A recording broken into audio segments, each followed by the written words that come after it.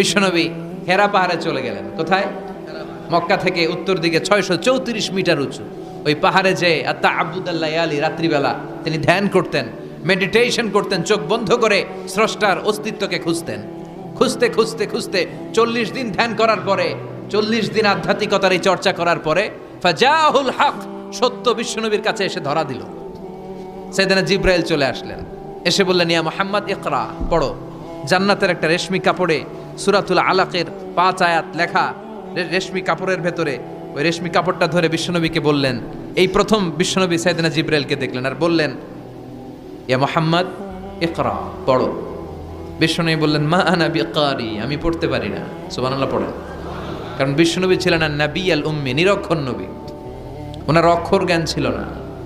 আলিফ বা তা সা কোনটারে জিম বলে কোনটারে সদ বলে বিশ্বনবী চিনতেন না, লিখতে জানতেন না।